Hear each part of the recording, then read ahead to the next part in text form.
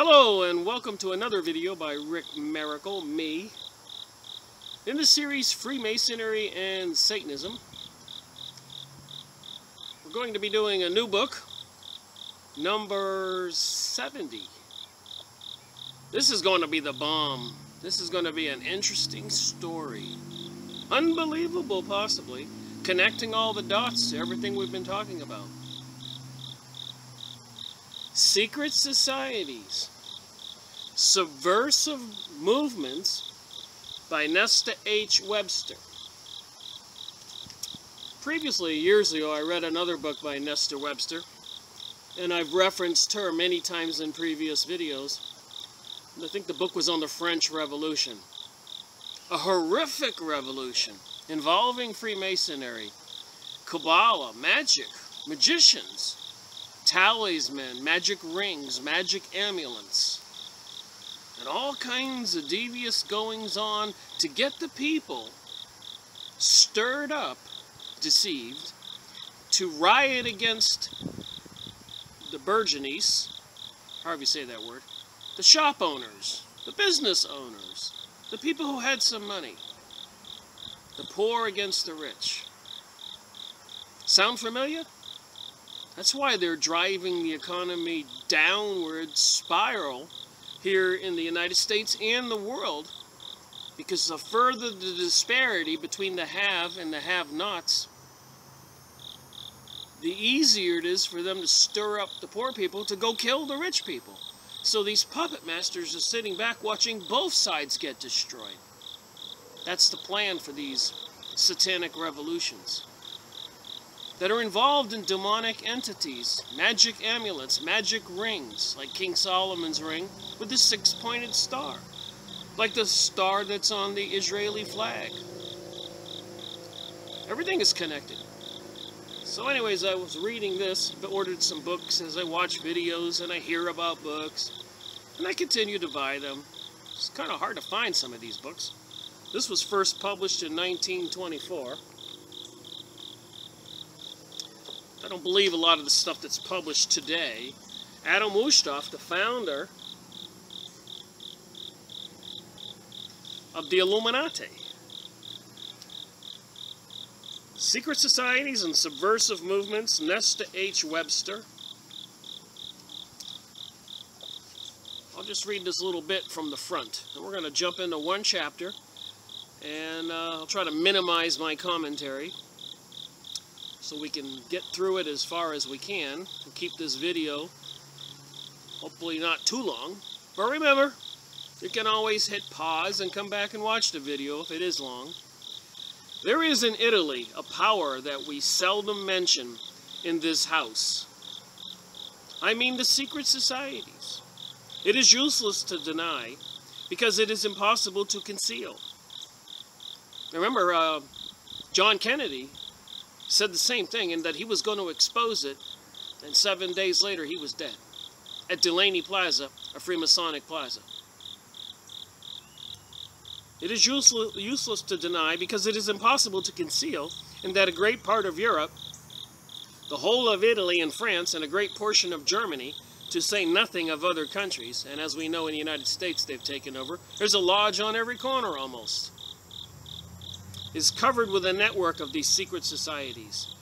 Just as the superficials of the earth is now being covered with railroads. And what are their objects, these secret societies? They do not attempt to conceal them. They do not want constitutional government. They do not want ameliorated institutions. Schools, libraries, anything. They want to change the tenure of land, to drive out the present owners of the soil, and to put an end into ecclesiastical establishments, churches. Some of them may go further. This was Disraeli in the House of Commons, July 14th, 1856.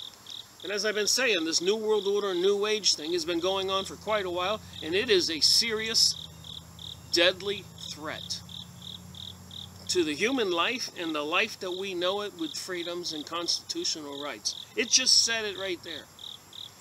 So what I'm going to discuss, chapter 8,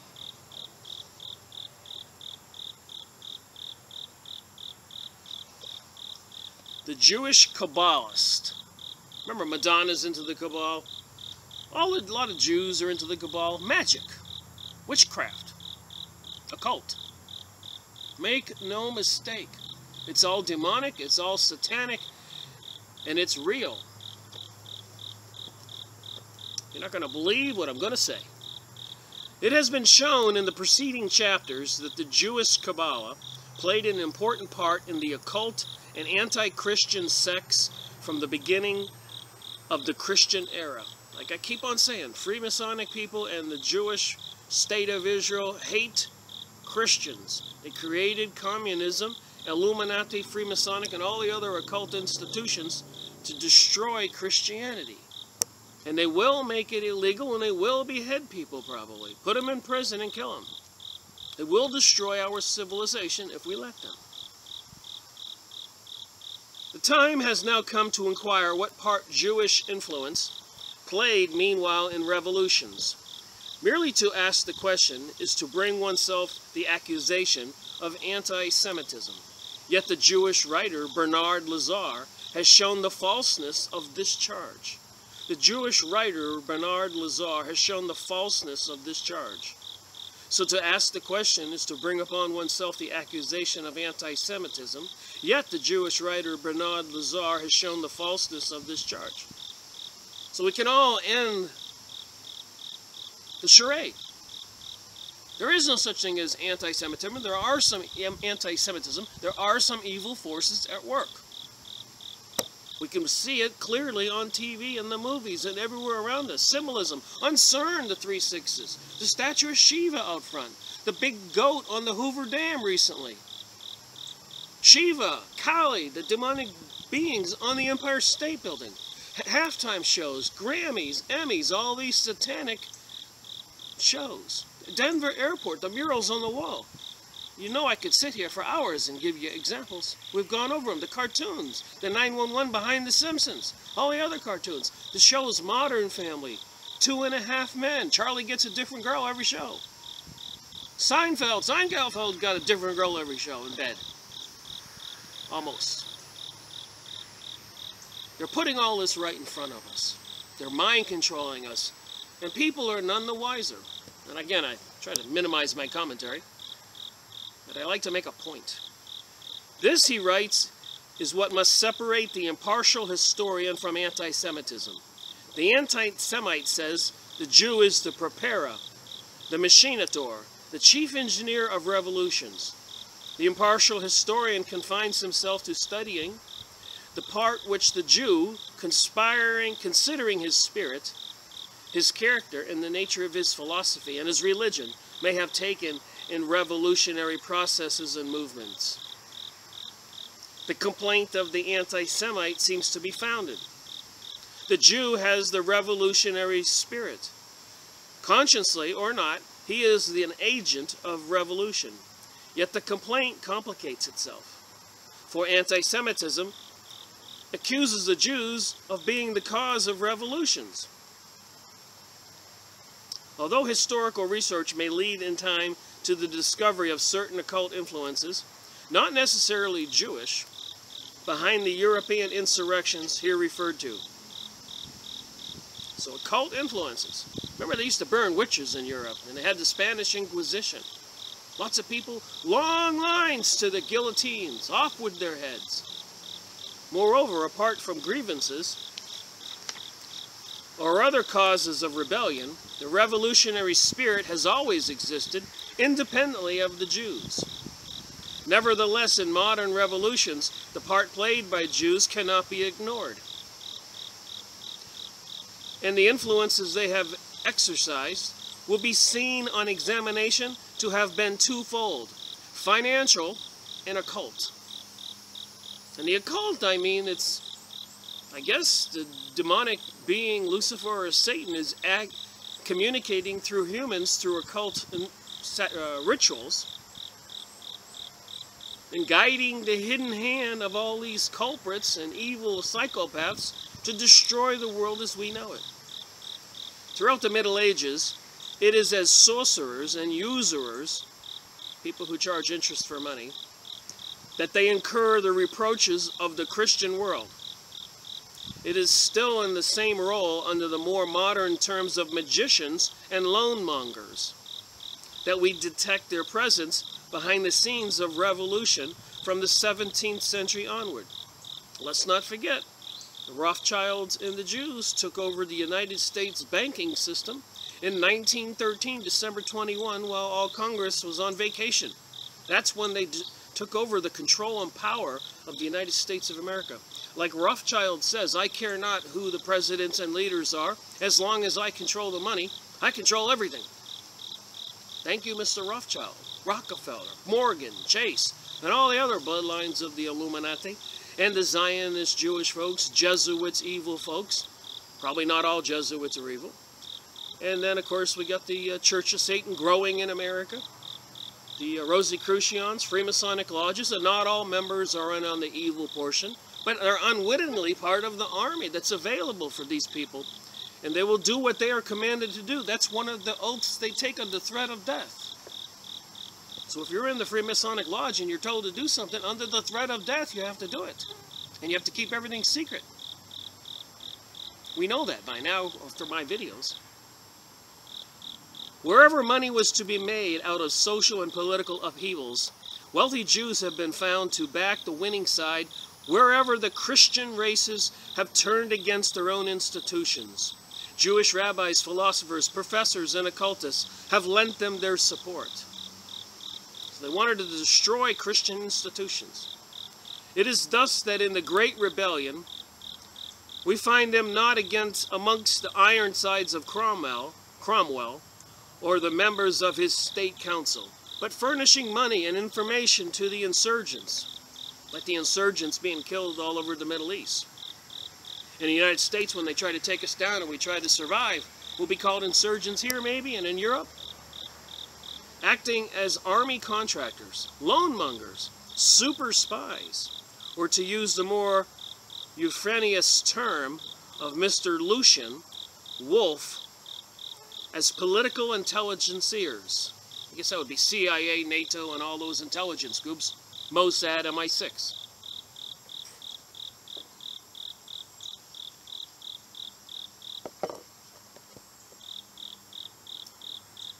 Of extraordinary efficiency. Thus, Mr. Lucian Wolf is referring to Caverjail, the great Jew of the Commonwealth, explains that the wide ramification of his commercial transactions and his relations with other crypto Jews all over the world placed him in an unrivaled position to obtain news of the enemies of the Commonwealth. We know even all of Obama and Bush's czars and leaders and advisors are all Jews. Most of them dual citizens with Israel, Zionist Jews. Not all Jews are in on this. A lot of Jews have been exposing this stuff. Rabbi Marvin Antoine, PhD Canadian author Henry McCall, Illuminati, the cult that hijacked the world. Rabbi Marvin Antoine, to eliminate the opate. The opate means to believe in God. They don't want you to know that there is a God and your prayer works. But they're working with their guard through all the occult satanic rituals, including abducting people 8 times a year all over the world in many of these temples to sacrifice human beings, drink their blood, have sex with children. Horrific stuff. Now you know why we got the gay agenda, the transgender agenda. Pansexual, have sex with anything. I'm learning all these terms. Bender gender, school thing they had where boys can come to school dressed up as girls and girls can come dressed up as boys. And even the pedophilias are getting in on the action, saying that they have rights too. They were born that way. Bisexuality, Ashley Madison, cheat on your spouse, breaking the 7th commandment, adultery. These people are hard at work. And we, Christians and other good people, need to wake up. We're going to be in trouble.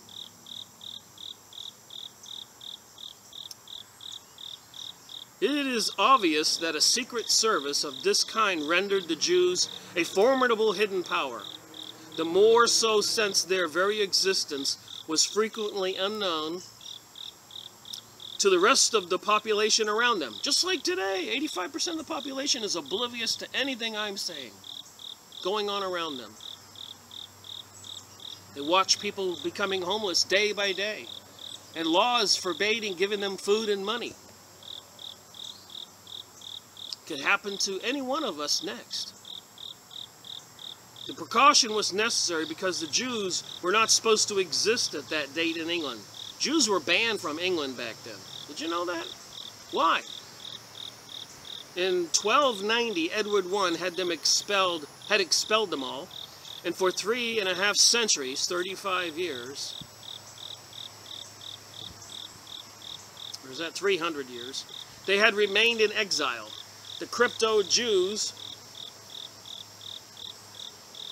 or Moranos, who had come over from Spain, contrived, however, to remain in the country by skillfully taking the color of their surroundings, changing their name and appearing, pretending, spit it out, Rick, to be Christians or something. Mr. Wolf goes on to observe that Jewish services were regularly held in secret synagogues, but in public, Carvajal and his friends followed the practice of the secret Jews in Spain and Portugal, passing as Roman Catholics and regular attending Mass of the Spanish ambassador's chapel. But when the war between England and Spain rendered this expedite inadvisable, the Moranos threw off the disguise of Christianity and proclaimed themselves followers of the Jewish faith. Then one has to ask, what is the Jewish faith? Have you read the book, the Bible? When Moses went up to the mountain to talk to God and came back with the 2 tablets, the 10 Commandments, hadn't they collected a lot of gold and made a golden calf and having a debauchery party, drinking and sex and everything? And he smashed the tablets. He had to go back up to the mountain for 40 days again to get 2 more tablets. How many people know that?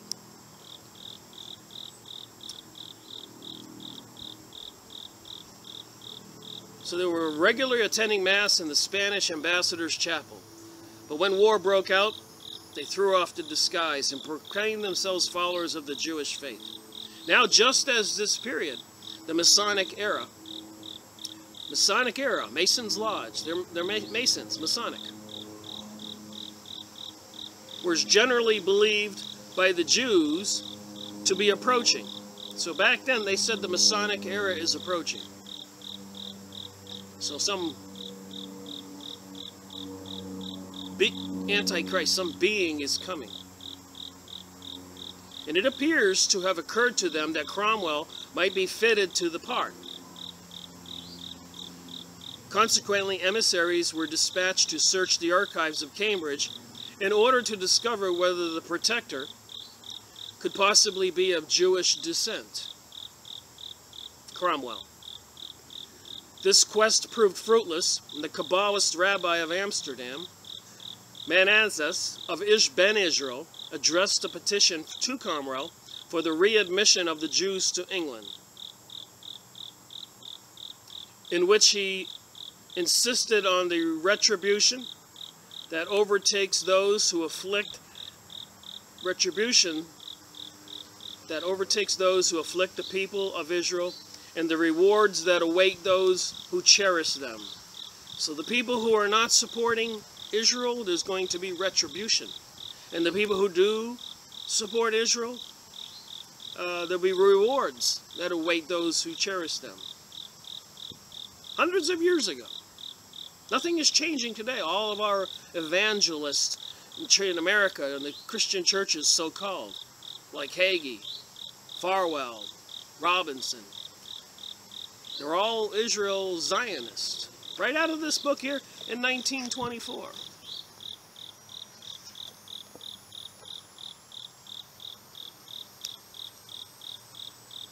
These arguments were not without effect on Cromwell, who entertained the same superstition, and although he's said to have declined the Jews' offer to buy St. Paul's Cathedral and the Boleyn Library because he considered the 500,000 marks, or whatever it was they use in London, they offered inadequate.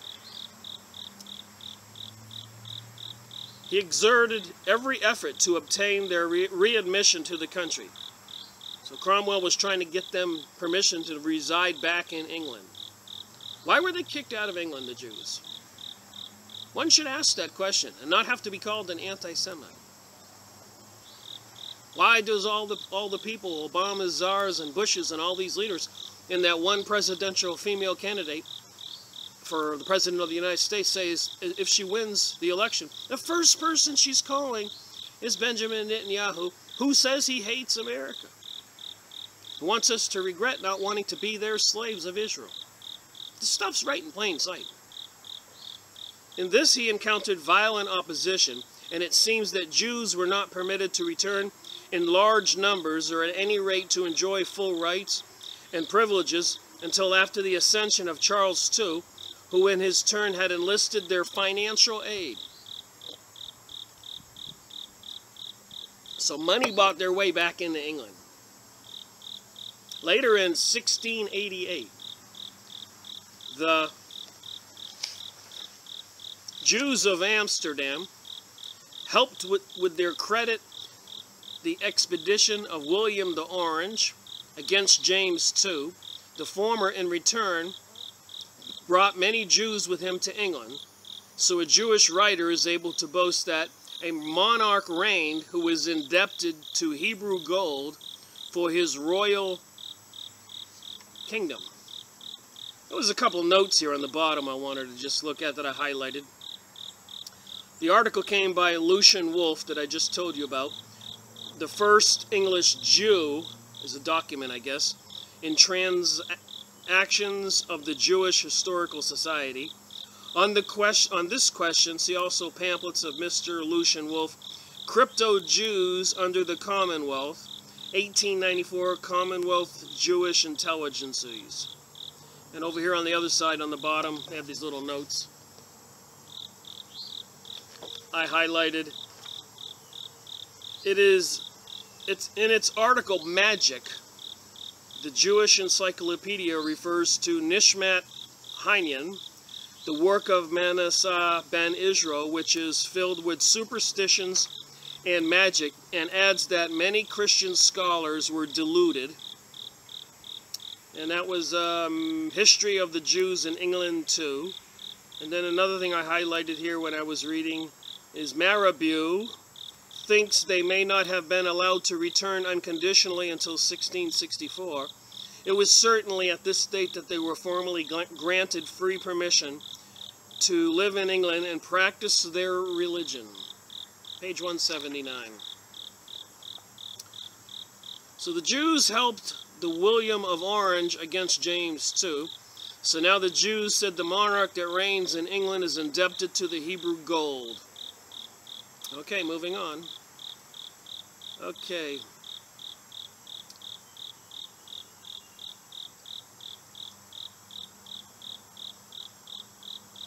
Jews seem to have been to support no cause consistently, so they don't really stick to any cause, but to obtain a footing in every camp. So no matter what cause is going on, they've got their hands in both sides, as I've been saying in my previous videos.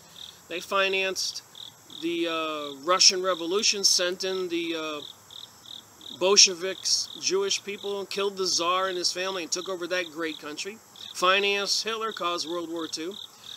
Financed Woodrow Wilson, President of the United States, and he had all kinds of Jewish advisors and deceived the United States people to go into war to help England, which had, as a result of the Balfour Agreement, so that if England won, they would give the Palestinians land to the Jews, to the Rothschilds, to create the State of Israel.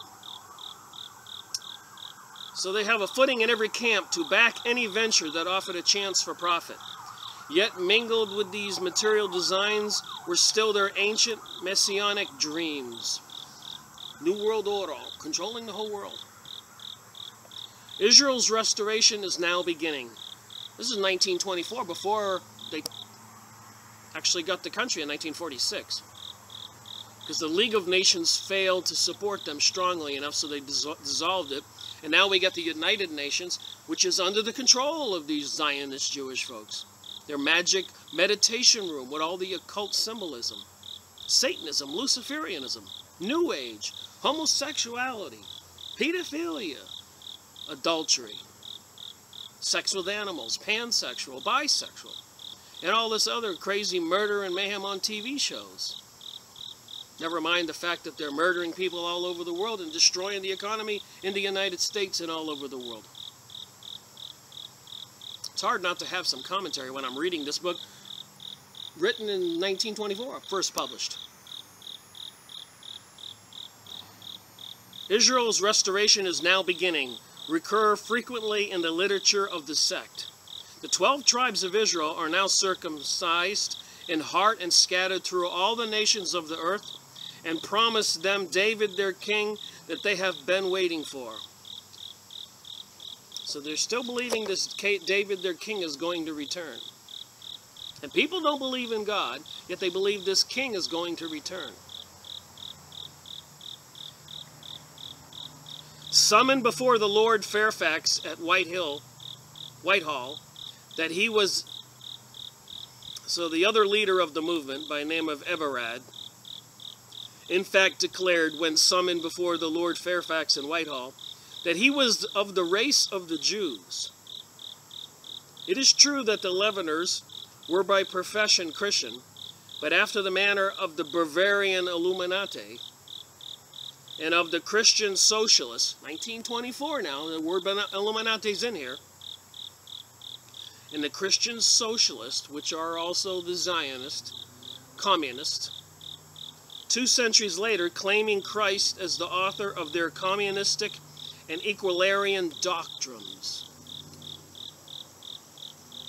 For Jesus Christ, the Savior of all men, is the greatest, first, and truest leveler that was ever spoken of in the world. So they're trying to say Jesus was behind communism.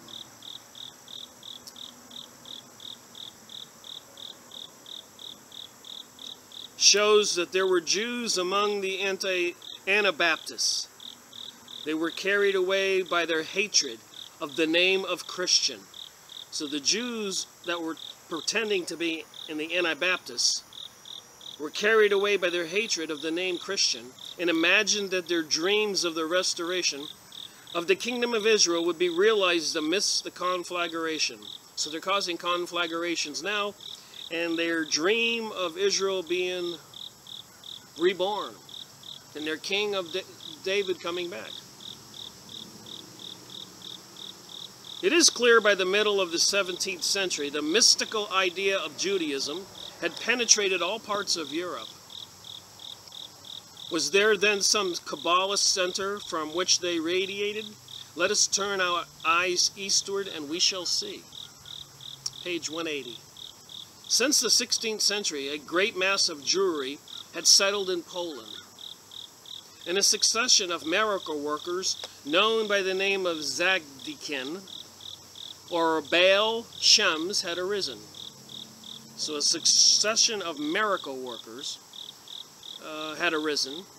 The latter word, which signifies masters of the name, remember the Freemasons were always looking for the lost word, originating with the German-Polish Jews, and was derived from the Kabbalist belief in the miraculous use of the sacred name of Jehovah, known as a tetragrammaton. So if they have these certain names, like there's 72 names for God in the Jewish magical books, and if you say them, apparently you can manifest things or control things with magic. According to the Kabbalist traditions, certain Jews of peculiar sanctity or knowledge were able with impunity to make use of the divine name. The Baal Shem was therefore one who had acquired this power and employed it in writing amulets, invoking spirits, I keep telling you, and prescribing cures for various diseases. Poland, and particularly Podola, which had not yet been ceded to Russia,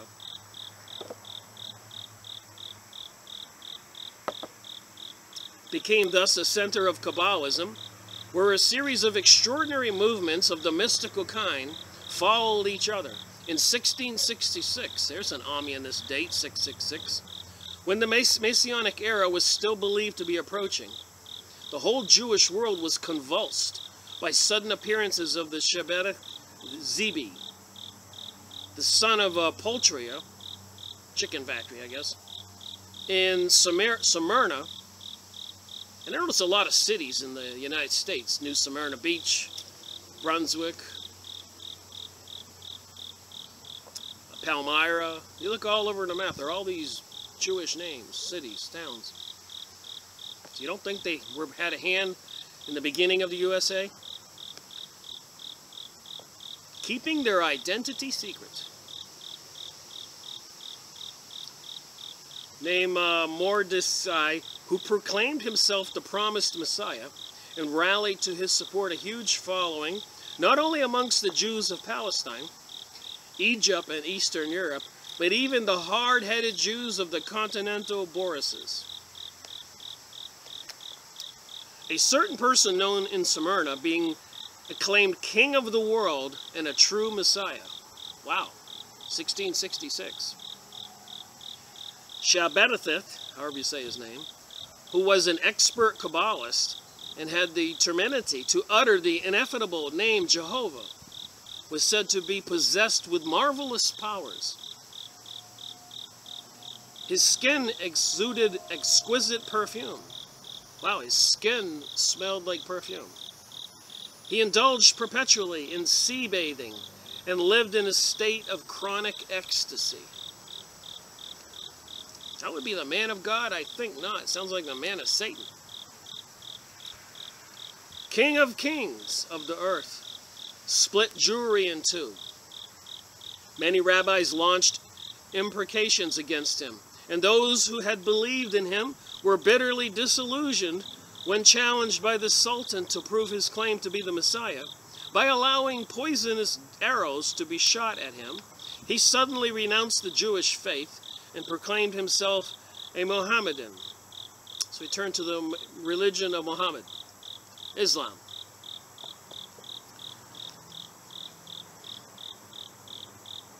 His conversion, however, appeared to be only partial conversion, for at times he would assume the role of a pious Mohammedan and revile Judaism. At others, he would enter into relation with Jews as one of their own faith. By this means, he retained the allegiance of both the Muslims and the Jews, but the rabbis, alarmed for the cause of Judaism, succeeded in obtaining his incarceration by the Sultan in a castle near Belgrade, where he died of colic in 1676. This prosaic ending to the career of the Messiah did not, however, altogether extinguish the enthusiasm of his followers in that the Sabbathean movement continued into the next 2 centuries. We've talked about the Sabbathean movement in Rabbi Marvin Antelman's book. I think part of their religion was sleeping with prostitutes or all kinds of insane sex. In Poland, Kabbalism broke out with renewed energy. Fresh Vatican and Baal Shems arose, Vatican, the most noted of these being Israel of Podola, known as Baal Shem Tov. Best, while opposing bigoted Rabbianson, claiming the Zohar as his inspiration, did not, however, adhere strictly to the doctrine of the Kabbalah, that the universe was an emanation of God, but evolved a form of pantheism. Could be many gods, like sitting up there in heaven watching us all, declaring that the whole universe was God, and even evil exists in God. This would be Aleister Crowley. The evilest man's alive, do as thou wilt.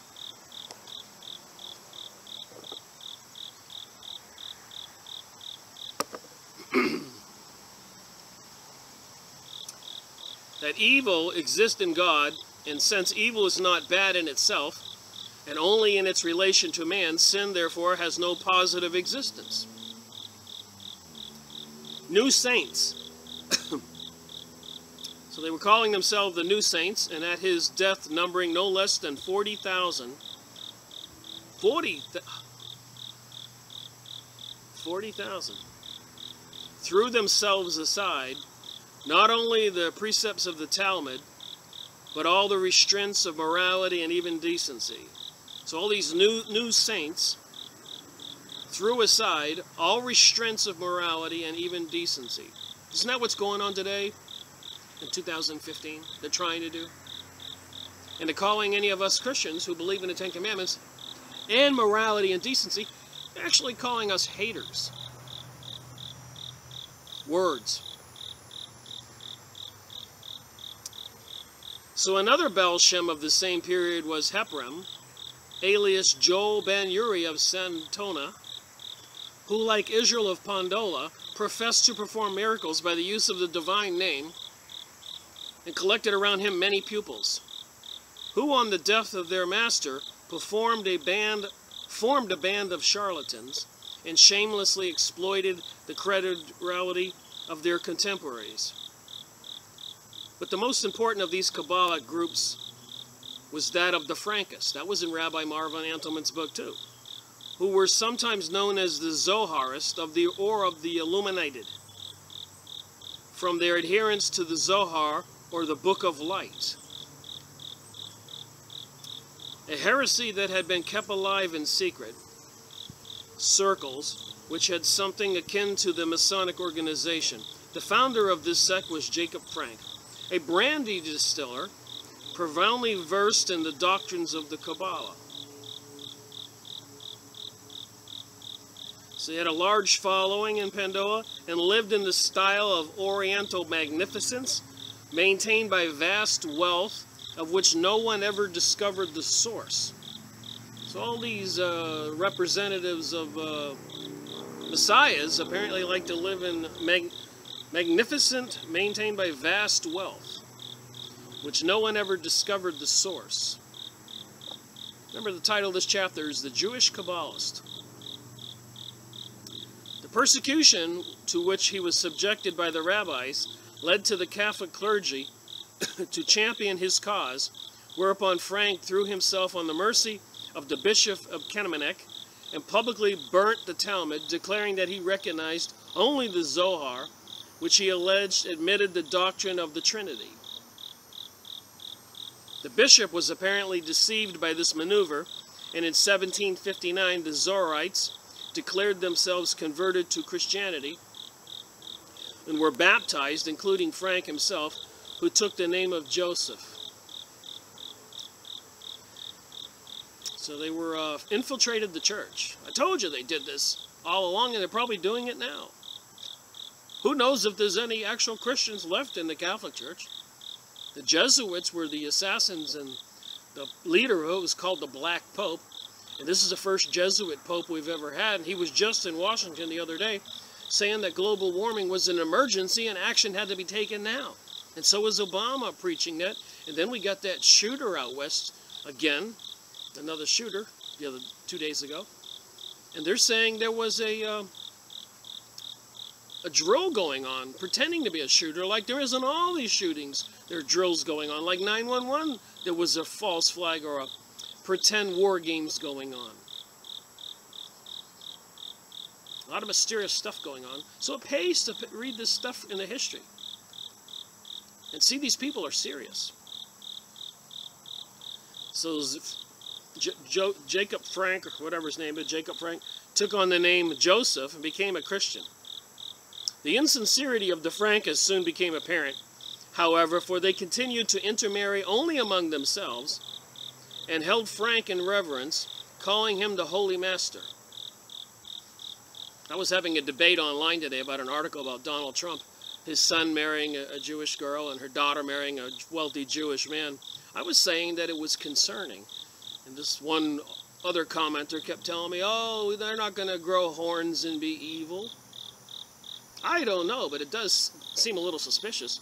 that in one family the children start marrying Jews, which is a very unheard of thing, and publicly rejected by the Jewish community. I mean, it's a big issue. You can't do that.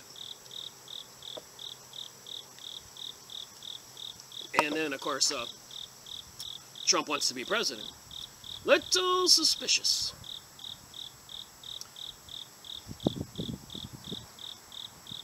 So they continue to intermarry only among themselves.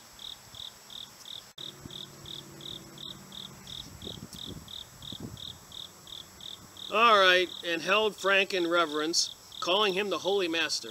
It soon became evident that,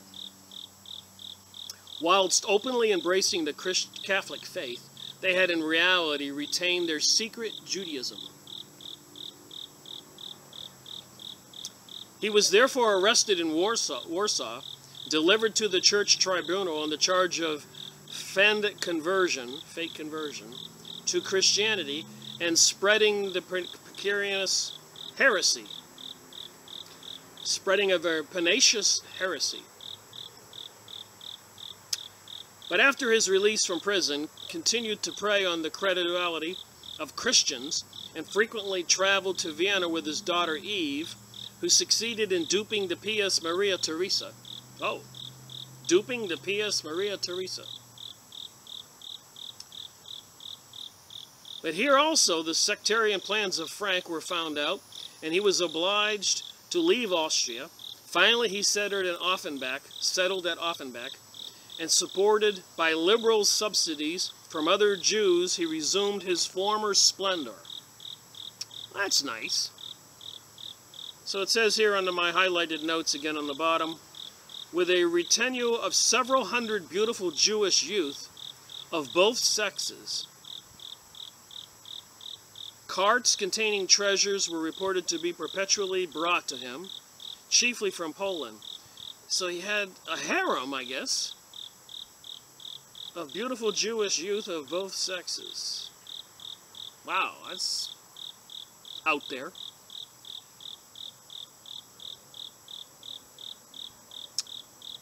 He went out daily in great state to perform his devotions in the open field. He rode in a chariot drawn by noble horses, 10 or 12 hooligans in red and green uniform, glittering with gold by his side, with pikes on their heads and crest on their caps, eagles and stags on the sun and the moon. All these symbols of the Rosicrucian in Kabbalah, Satanism, Freemasonic lodges, Illuminati, Jesuits. Sun and moon, go look at some of the pictures. His followers believed him immortal, but in 1791 he died.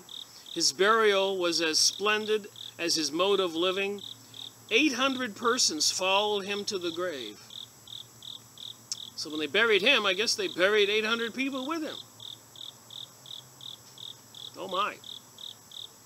Now it is impossible to study the careers of these magicians in Poland and Germany without being reminded of their counterparts in France. Magicians now. What's a magician? Magic. The family likeness between the Baron von Offenbach and the Comte de Saint-Germain and the Comte de Castelligro is at once apparent. So they all looked like each other. All claimed to perform miracles, all living with extraordinary magnificence on wealth derived from an unknown source. One was certainly a Jew, the other two were believed to be Jews, and all were known to be Kabbalists. So I guess if you know how to practice the Kabbalah, you can get wealth. It's magic. A lot of Hollywood stars today say they made deals with these leaders in Hollywood, signed in blood, sold their souls to the devil.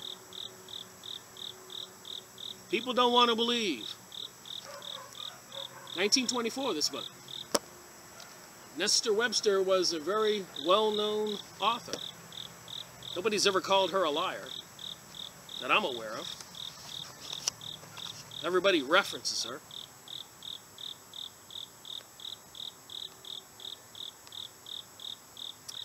All right. The order of strict observance into a subterranean chamber a few miles from that city. This is where they used to have their meetings. Earlier in his career, he was known to have visited Poland. This is Custer Ligo, where Frank derived. Are we to believe that all these men so strangely alike in their careers, living at the same time and in the same places, were totally unconnected? Is it a mere coincidence that this group of Jewish Kabbalist miracle workers should have existed in Germany and Poland at the precise moment that the Kabbalist magician sprang up in France? It is again a coincidence that Martinez Pasquale founded his Kabbalist set of Illums in 1754. Jacob Frank, his sect of Zoharites, or Illuminated, in 1755. Sounds like the Illuminati, Freemasonic lodges. I'm not reading everything, but I'm reading a lot.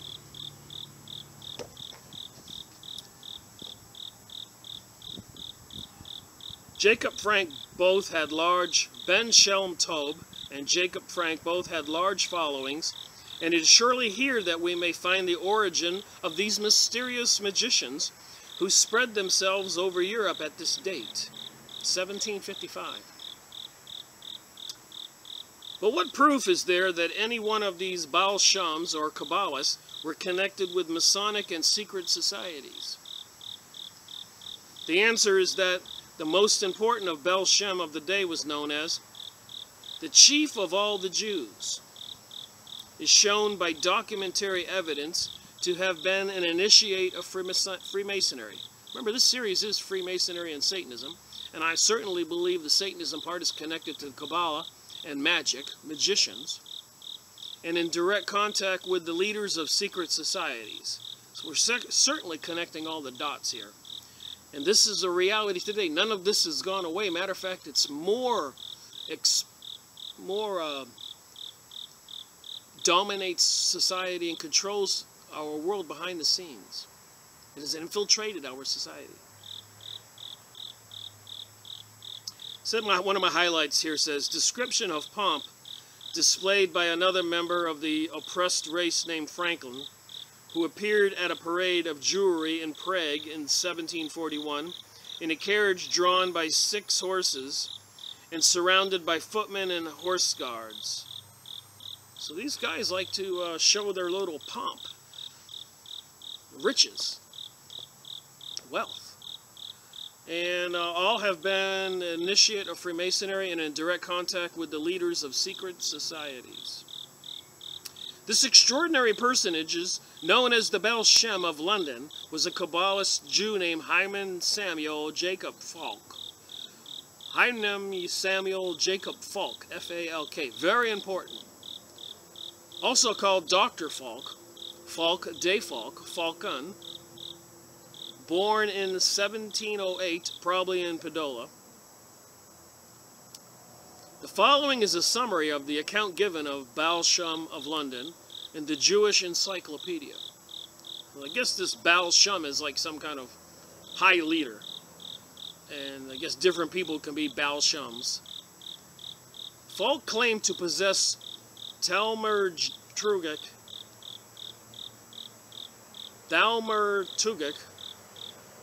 magical powers, and to be able to discover hidden treasures. That's a unique, interesting hidden power. Falk in Brunswick, in which he attributes to special knowledge of chemistry. In Westopedia, at one time Falk was sentenced to be burned as a sorcerer, but escaped to England. Here he was received with hospitality and rapidly gained fame as a Kabbalist and worker of miracles. Many stories of his powers were current. He would cause a small taper to remain alight for weeks, a little oil lamp. An incantation would fill his cellar with coal, so he would just say an incantation, and boom, the cellar would be filled with coal. Plate left with a pawnbroker would glide back to his house, so he would pawn a plate to get some money, a gold plate, and it would guide back to his house. When a fire threatened to destroy the great synagogue, he averted the disaster by writing 4 Hebrew letters on the pillars of the door. Obviously, a tetragrammaton, so an incantation. On his arrival in London in 1742, Falk appeared to be without means, but soon after he was seen to be in the possession of considerable wealth, living in a comfortable house in well-closed square, where he had his private synagogue, whilst gold and silver plate adorned his table. His journal, still preserved in the library of the United Synagogue, contains references to mysterious journeyings to and from the Epping Forest, to meetings, a meeting chamber in the forest, and chest of golds there buried. And on the road, a back wheel of his carriage came off, which alarmed the coachman, but Falk ordered him to drive on, and the wheel followed the carriage all the way to the forest. Wow, that's magic. The stories of Falk's miraculous powers are too numerous to relate here. So what are we to believe about these Freemasonic, occultists, Hollywood satanic rituals? Killing all the Palestinian people, the Arabs fleeing the Middle East, trying to bring about this new age and new world order. All obvious, all admitted now, even spoken by the Pope. Moving on, let's see, here's a letter written about the Jewish admirer. Hear, my beloved son, of the marvelous gifts entrusted to a son of man, who verily is not a man, a light of the captivity, a holy light, a saintly man, who dwells at present in the great city of London. Albeit I could not fully understand him on account of his vocabulary, and his speaking as an inhabitant of Jerusalem, his chamber is lighted by 7 candlesticks on the wall, with a central 8-branched lamp made of pure silver of beaten work. And albeit it contained oil to burn a day and a night, it remained enkindled for 3 weeks, without refilling it. On one occasion, he abode in seclusion in his house for 6 weeks without meat or drink. When at the conclusion of this period 10 persons were summoned to enter, they found him seated on a sort of a throne, his head covered with a golden turban, a golden chain around his neck with a pendant silver star, in which sacred names were inscribed. Verily this man stands alone in his generation, by reason of his knowledge of holy mysteries. I cannot recount to you all the wonders of his accomplishments. I know that many will not believe my words, but others, who do not occupy themselves with mysteries, will laugh about it. Therefore, my son, be very circumspect, and show this to wise and discreet men. For here in London, this matter has not been disclosed to anyone who dares not belong to our brotherhood. Skull and Bones that George Bush belonged to is a brotherhood. The Freemasonic lodges are brotherhoods. They're even talking about the Arab brotherhoods. Illuminati, all these organizations are brotherhoods. Swearing under threat of death, they have to keep everything secret, as we've gone over in the Blue Lodge Handbook and many other books. The esteem in which Falk had held by the Jewish community, included the chief rabbi and the rabbi of the new synagogue, appears to have roused the resentment of his co-religionist Emden, who denounced him as a follower of the false Messiah, I guess that would be Lucifer, Satan, and an exploiter of Christian cruelty. Okay, here's a little note on the bottom I highlighted, I think here. Falk, he wrote in a letter to Poland, had made his position by the pretense to be an adept of a particular Kabbalah, by which means he professed to be able to discover hidden treasures, and by his pretension he had entrapped a wealthy captain, whose fortune he had cheated him out of, so that he was reduced to depending upon the rabbi's charity. Yet despite this, wealthy Christians spend their money on him, whilst Falk spends his bounty on the men of his brotherhood, so that they may spread his fame. In general, Falk appears to have displayed extreme caution in his relation with Christian seekers after occult knowledge. Huh.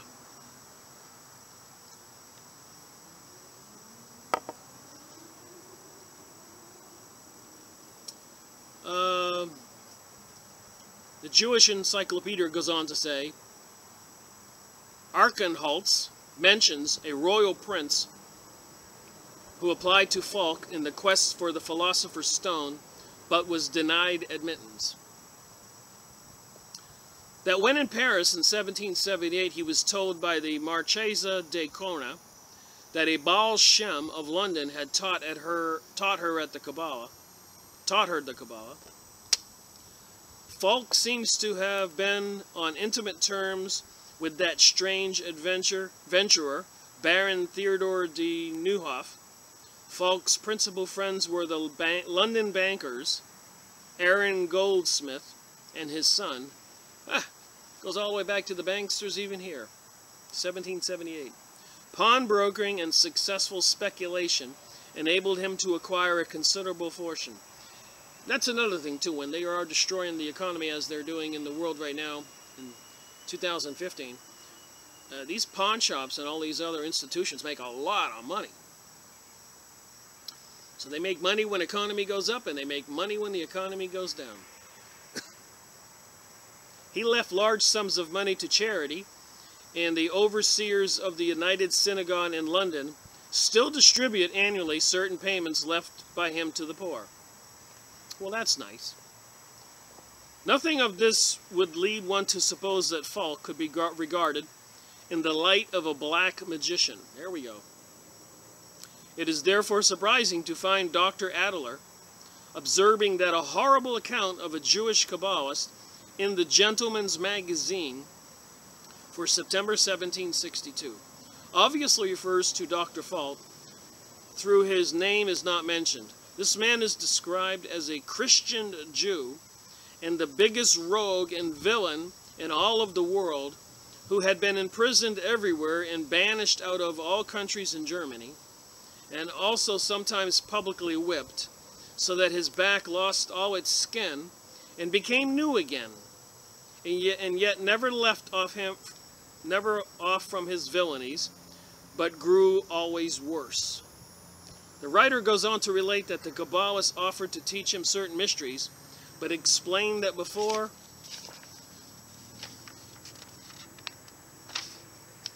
entering into any experiments with the said godly mysteries, we must first avoid all churches and places of worship as unclean. So these evil people practicing Kabbalah and doing magic,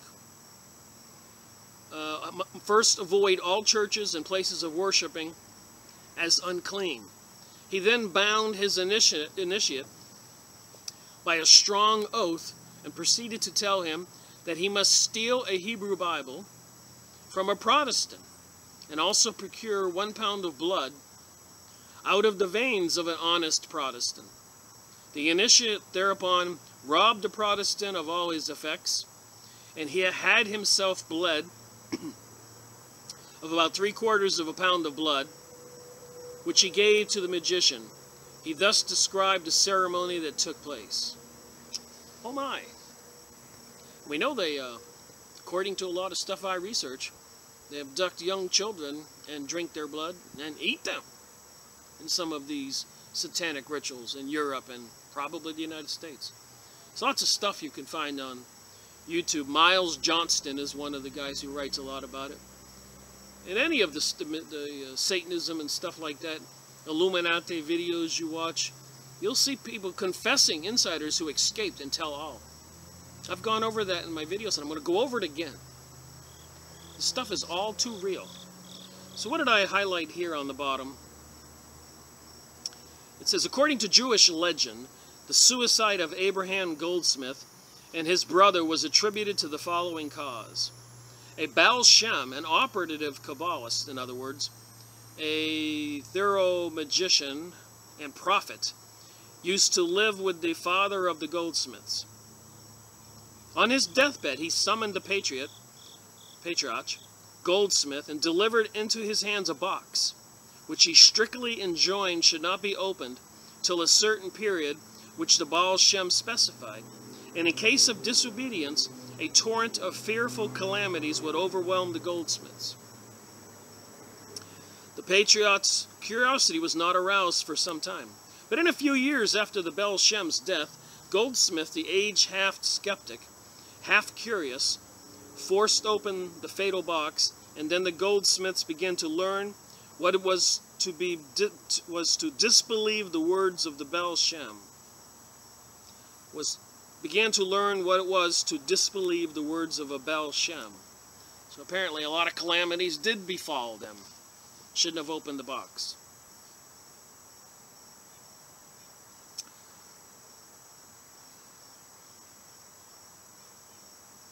So you have to avoid churches and places of worshiping as unclean. He then bound the initiate by a very strong oath. That's what the Freemasonic lodges do, and all the other secret societies do, under threat of death. And proceeded to tell him that he must steal a Hebrew Bible, and we already went over that. The initiate thereupon robbed the Protestant of all his effects, but had himself bled of about 3/4 of a pound of blood, which he gave to the magician. He thus describes the ceremony that took place. Then the next night, about 11 o'clock, we both went into the garden of my own, and the Kabbalist put a cross, tainted with my blood, in each corner of the garden, and in the middle of the garden a threefold circle. In the first circle was written all the names of God in Hebrew, in the second all the names of all the angels, and in the third the first chapter of the Holy Gospel of St. John. It was all written with my blood. Wow. The cruelties then performed by the Kabbalists. Ooh. So they did some cruel things by the Kabbalists on a he-goat are too loathsome to transcribe. So they did something to a male goat that's too loathsome to describe. The whole story, indeed, appears a farrago of nonsense. It would not be worth quoting but for the fact that it appears to be taken seriously by Dr. Adler as a description of the great Baal Shem. I remember with that Rabbi Marvin Antelman thing I've mentioned several times, with Hitler, who was into the occult. They had abducted a young gypsy man from Munich, put him on an altar and sacrificed him in order to bring forth the spiritual being, while the young lady laid on an adjoining altar. And the thing was to impregnate her with this demonic being, spirit being, to bring about some kind of new race or new supreme being. Apparently the entity appeared, but the impregnation of the young girl did not happen. This is what they're into. This is what we are dealing with. And these days, in 2015, who knows what kind of insidious things they've developed in labs. And we know from World War I or World War II and afterwards, Project Montauk, Project MK Ultra, Project Paperclip, and there's a lot of things going on where they are abducting young men and doing horrendous, horrible things to these people. Trying to find out some kind of secrets, magical incantations, and do things. Bring these children to complete terror. Mind controlling them afterwards, that's part of the process. Just like 911. It terrorized everybody mentally, and it allowed for a programming that Bin Laden did this, and the Arabs, and we need to attack them. Everybody was programmed right by the television shows, the news. They know what they're doing. So it was too gruesome to even talk about what they did to the he-goat. The death of Falk took place on April 17, 1782, and the epitaph on his grave in the ceremony of the Globe Road, at Globe Road, the globe of the earth, Mile End, what an interesting place, name, bears witness to his excellencies and orthodoxy. Here is interred, buried, the aged and honorable man, a great personage who came from the East, an accomplished sage, an adept in Kabbalah. His name was known to the ends of the earth and distant isles. Then this is surely the portrait of a most remarkable personage, a man known for his powers in England, France, and Germany, visited by a royal prince in search of the philosopher's stone, and acclaimed by one of his own race as standing alone in his generation by reason of his knowledge, yet while Saint Germain and Castriego figure in every account in the 18th century magicians. I'm going to have to look these guys up and get a book about them. These 18th century magicians. Saint Germain and Castriego. I'm saying the name wrong, I'm sure. I'll have to get a tutor to say these names correctly. Figure in every account of 18th century magicians. It is only the exclusive Judaic or Masonic works, not intended for the general public, that we shall find any reference to Falk. Remember that the constant rule of the secret societies is that the real authors never show themselves. Remember that. Even here in the United States, you don't hardly ever see anything, about the Jewish people being the leaders of things. They keep behind the scenes. Like all the stuff going on in the Middle East, they play down Israel. They're blaming the Arabs and ISIS and other Al-Qaeda. But not the United States or Europe or NATO or Israel. They create these little fabricated entities that they created. That's why they control our presidents. Like the previous president said, President Roosevelt, one of them. Presidents aren't elected, they are selected. Look that up. It will now be asked, what proof is there that Falk is connected with any of the Masonic and secret societies? All right. Throat gets a little dry from all this talking. All right, so what proof is there that Falk, apparently a well-known magician, well, I should say, well-known among certain peoples, kept generally from the public, was connected with any Masonic and secret societies? So remember, this series is Freemasonry and Satanism. A lot of little mosquitoes out here today. It's been raining for 3 or 4 days in the mountains of North Carolina.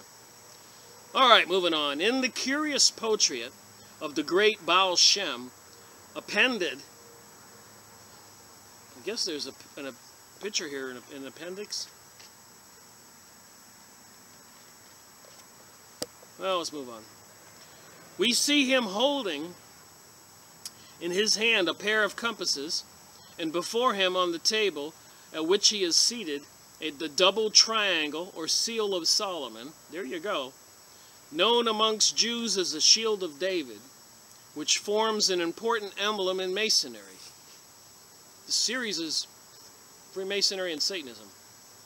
As I said before, curiously enough, I didn't realize how correctly I named it. Freemasonry and Satanism. And all of our politicians come from one Masonic lodge or fraternal organization or another. Think about that, and think about this, what I'm reading. They're all into something, and we don't know what the plan is. It says in this book here what the plan is in this chapter. We'll get to it, and you won't believe it. Moreover, it is significant to find in the Royal Masonic Encyclopedia by the Rosicrucian. I keep saying Rosicrucian. I get comments from people, don't include the Rosicrucians. Kenneth Mackenzie, that a long and detailed article is devoted to Falk. Though again, without any reference to his connection with Freemasonry. So we may as well just call Freemasonic lodges and Rosicrucians and the rest of them witchcraft. But they don't want to use that name. May we not conclude that in certain inner Masonic circles, the importance of Falk is recognized, but must not be revealed to the uninitiated.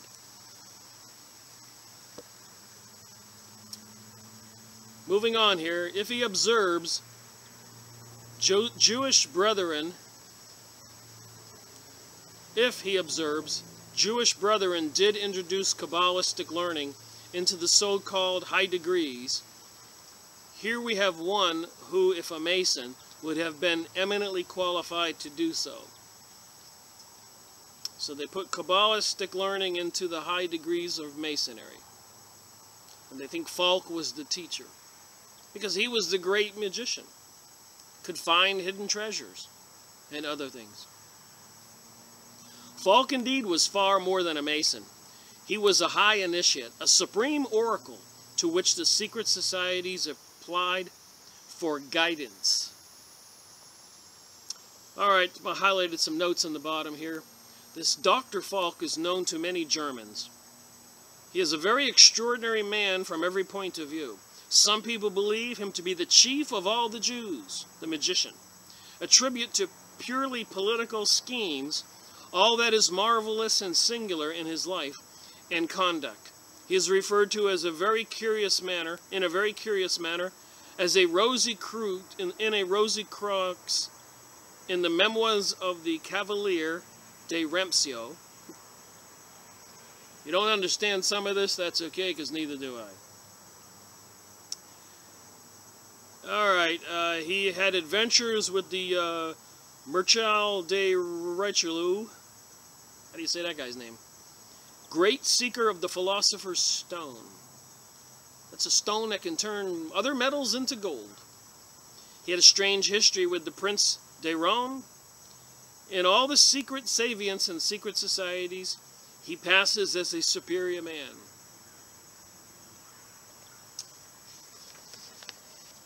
Crazy stuff here. Kind of answers some questions. Exposes some things people didn't know. Connects the dots. Here then, behind the organization of the strict observance of the Amos Runus and of the Philalatches, we catch a glimpse, at least, of one of those real initiates whose identity has been so carefully kept dark. For Falk, as we see in these notes, was not an isolated sage. He had pupils. And to be one of those who was to be admired in the inner mysteries. Okay, we got some more interesting information here. Was Castrego one of those adepts? This was another magician. It is here we may seek the explanation of the Egyptian rite. Here we go, Middle East, Egypt. The ancient hieroglyphics in those pyramids, devised by him in London, and his chance discovery in a bookstall in that city of a Kabbalist document of by the mysteries, George Cofton. Thus Castrego rite was in really concealed Kabbalism. That Falk was only one of several concealed superiors. Had for his master, Schroeder, we read, had for his master an old man in Subia, by whom the Baron del Welcher was also said to have been instructed in Masonry, and to have become one of the most important initiates of Germany.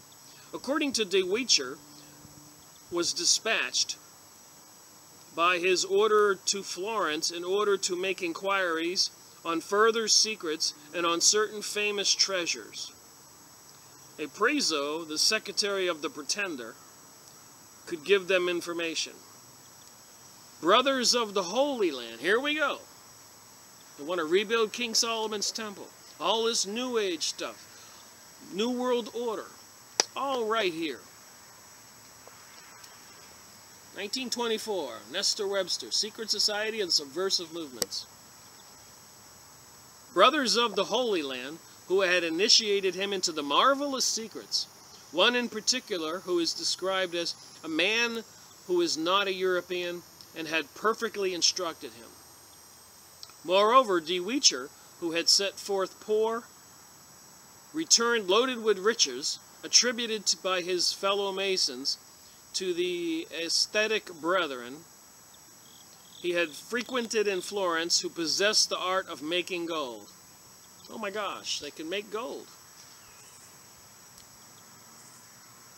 I would suggest then that these were the members of the Italian order, referred to by Mr. Tucker, which, like Schrofer and De Hunt, he imagined to be connected with the Jacobites. That was in Rabbi Marvin Antelman's book. The Shabbatans and the Jacobites were basically of the satanic religion and did all kinds of horrible things. Probably the creators, according to Rabbi Marvin Antelman, of the swingers, people having sex with different people, parties, in the early 1920s, 30s, 40s. And these people created the Depression, the hippie movement, drugs in America. When we had the hippie movement here and all that, in Europe they called it festivals. So this was all organized. A lot of people know that. All pre-planned, bringing about this new world order with no morality and decency. That's what it's about, the opposite of the Ten Commandments. There is a celestial battle between Jesus, God, Holy Father, Holy Spirit, and the Satanist, the cast out demon Lucifer, angel, and demonic beings and magical powers. It says that here and more soon. Hang on. So he's left poor and came back with riches. He imagined to have been connected with the Jacobites. But all of these secret sources of instruction are wrapped in mystery.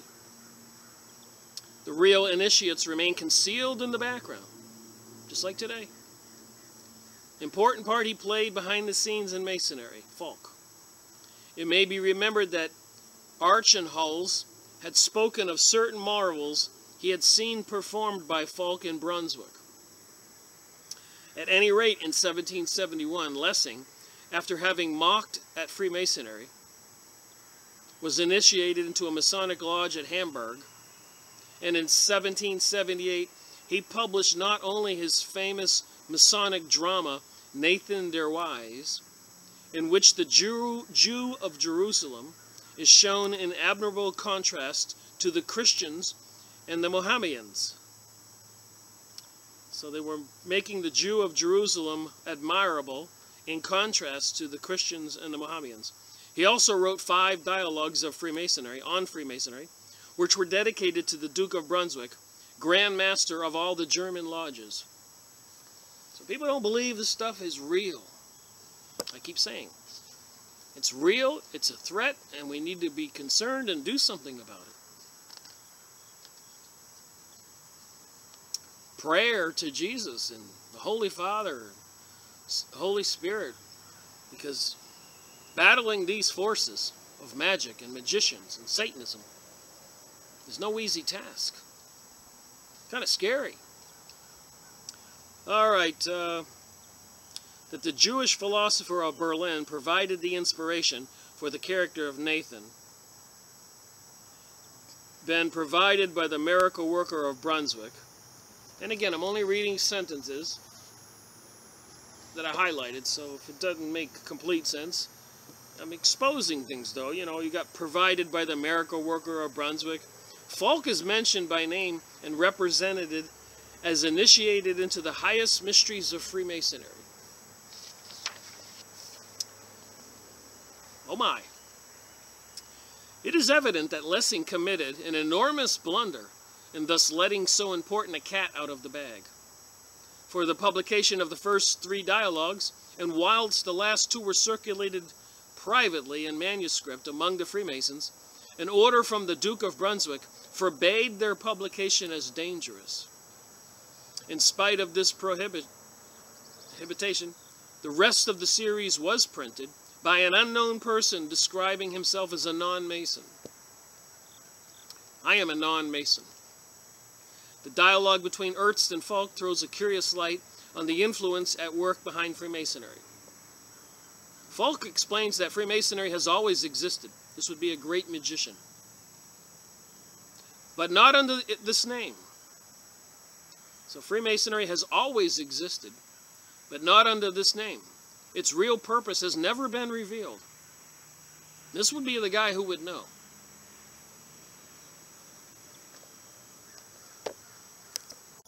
You're not going to believe what I'm going to say next. Falk explains that Freemasonry has always existed. We just read that. But not under this name. Its real purpose has never been revealed. On the surface, it appears to be a purely philanthropic association. But in reality, philanthropy forms no part of its scheme. Think about the Shriners. Plays no part in its scheme. Its object being to bring about a state of things that will render philanthropy unnecessary. Helping the poor. Healing sick children. Why, he asked, should not human beings exist without government like the ants or bees? Why, he asked, should not human beings exist without government like the ants or bees? Falk then goes on to describe his idea of a universal state. Are you hearing me? Or rather, a federation of states, in which men will no longer be divided by national, social, or religious prejudices, and where greater equality will exist.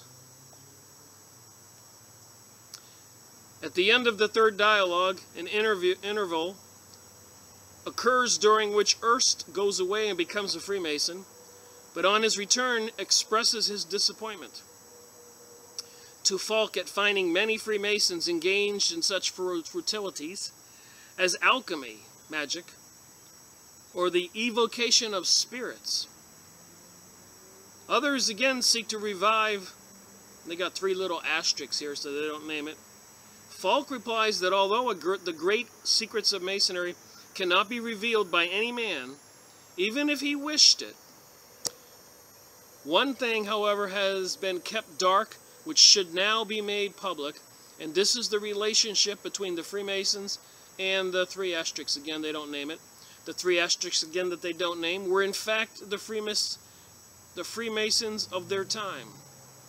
So who are these 3 asterisks they're saying here?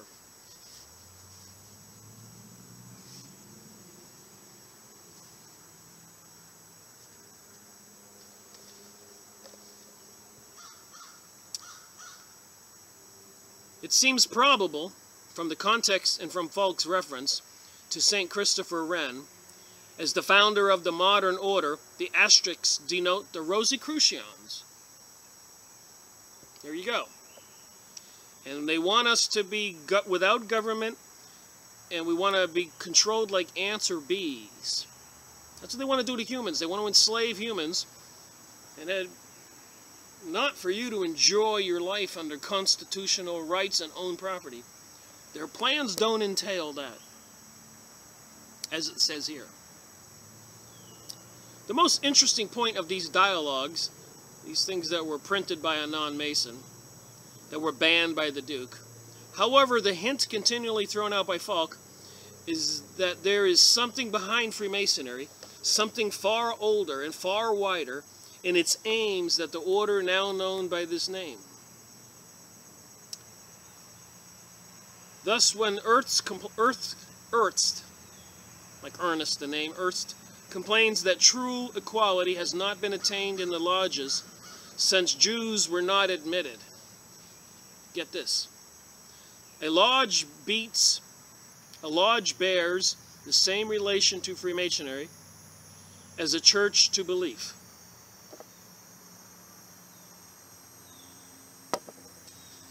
In other words, the real initiates do not appear upon the scene. So these Jewish magicians that control the lodges are not members. They control the people, like I said, like a secret army. The real leaders do not show themselves, and apparently are high-level Jewish initiates, magicians, Kabbalist people. Here we see the role of the concealed superiors. What wonder that Lessing's dialogues were considered too dangerous for publication. Moreover, in Falk's conception of the ideal social order and his indictment of what he calls Burgonist society, we find the clue to movements of immense importance. Has not the system of the ant heap or the beehive proved, as I have pointed out elsewhere, the model on which modern anarchists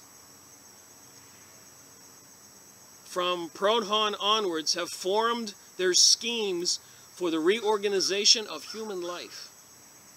Remember, George Bush kept saying, out of chaos and anarchy will come the New World Order. Are we to believe George Bush Sr. and all the other people who have said those words? Kissinger, even the Pope now, Obama. And they're using global warming, sky spraying, threats of ice age, Ebola, terrorism, economic destruction, so many things, sustainability to bring this about. Make no mistake about it. They're serious in 1924.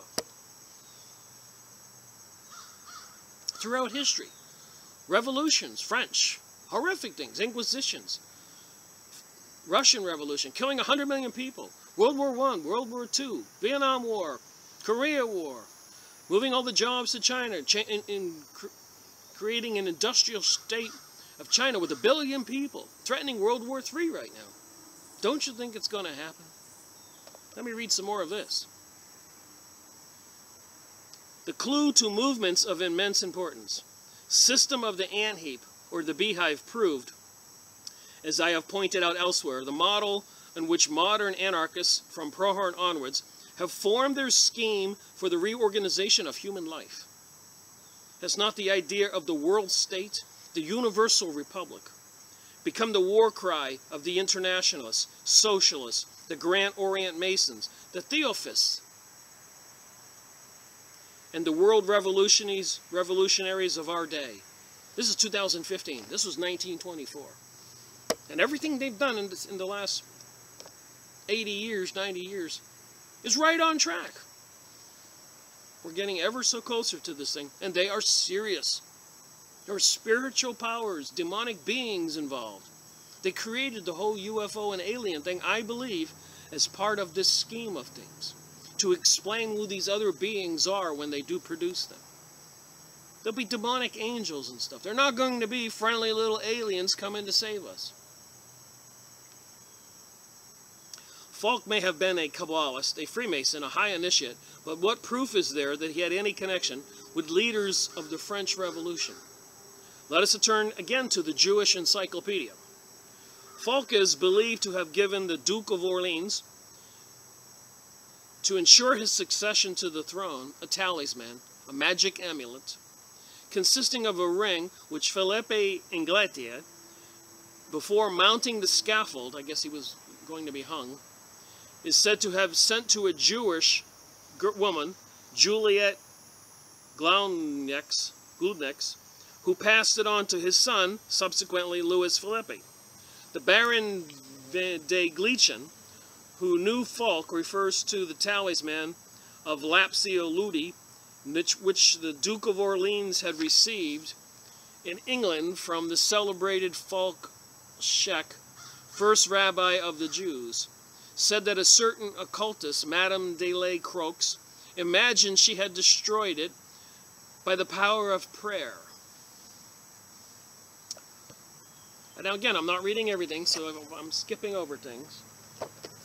Just trying to get the point across about this Kabbalist society, tying in with Rosicrucians, Masonry, the Jewish elites, the New World Order, and what they want to do. It's all right here. The talisman ring, which he gave to the Duke of Orleans, is still in the possession of the family, having passed to King Louis Philippe, and thence to the Comte de Paris. One fact then looms out of the darkness that envelopes the secret power behind the Orleanist conspiracy, one fact of supreme importance, based moreover on purely Jewish evidence.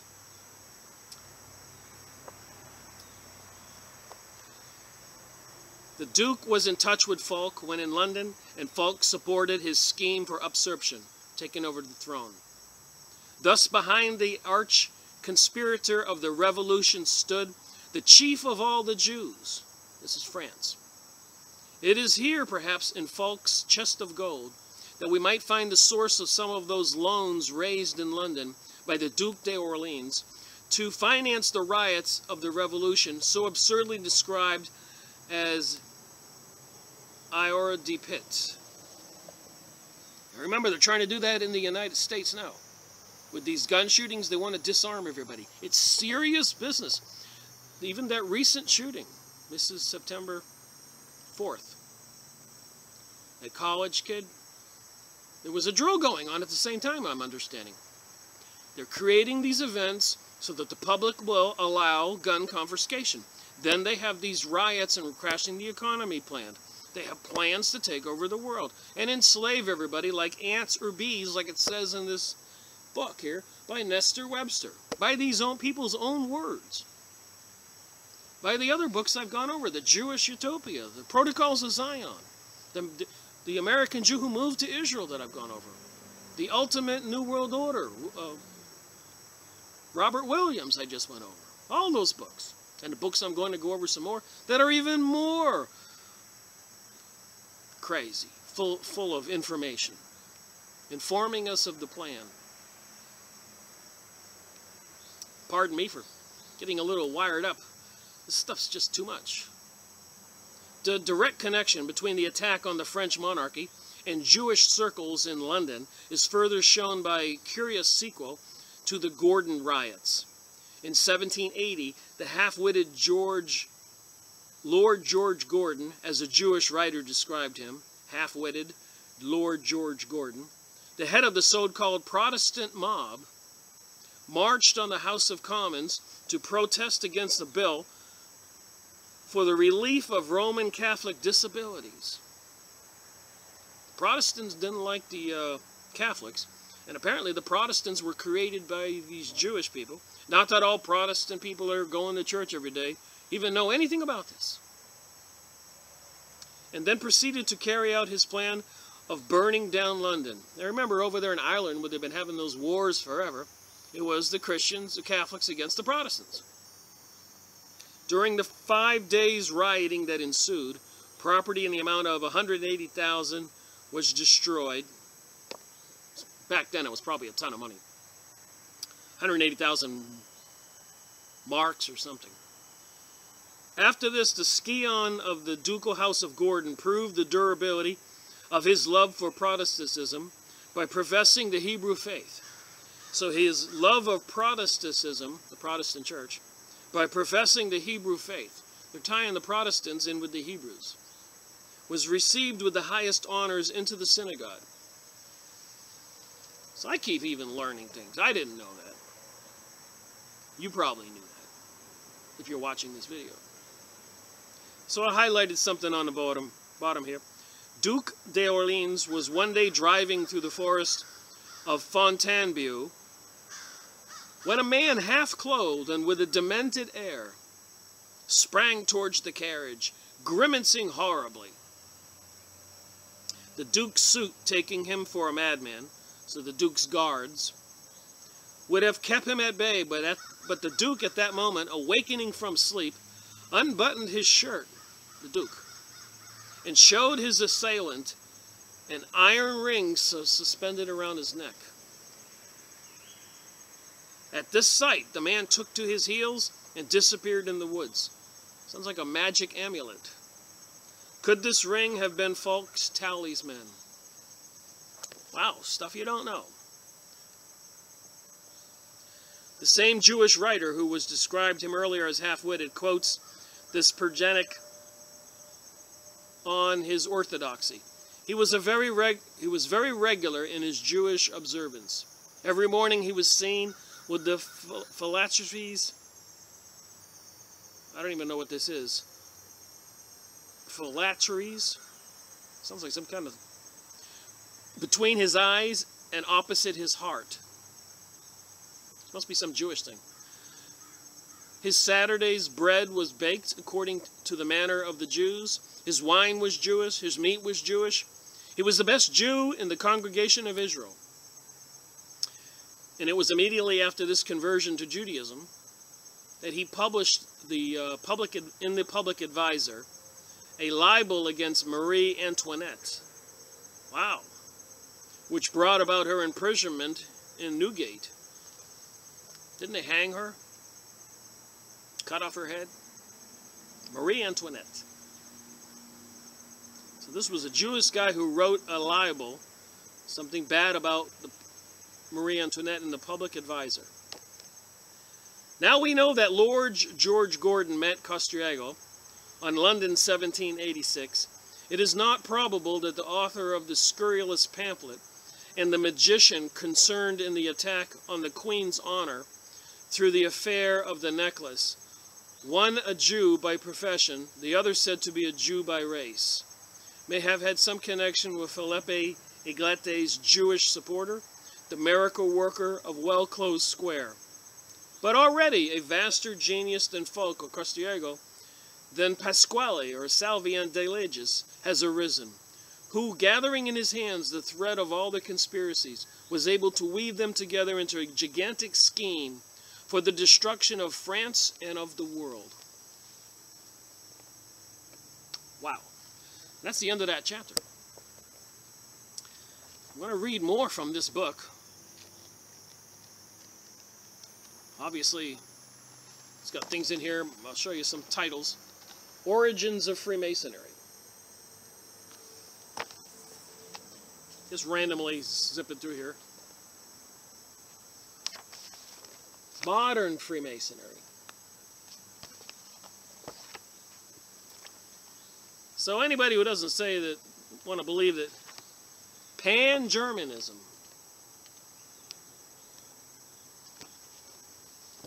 that all these things going on in the world are not part of a plan, the real Jewish peril. Got some interesting things to read here.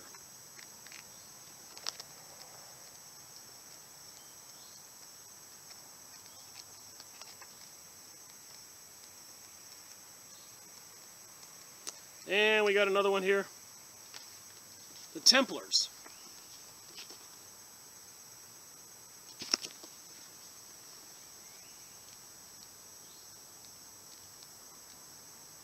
The Revolt Against Islam. So there you have it. More information, connecting the dots. That yes, in fact, there is a conspiracy. A plan that's been going on for hundreds of years, maybe thousands of years. They've controlled society. They live in opulence, enslave people, kill people, cause wars, German Templarism and French Illuminism.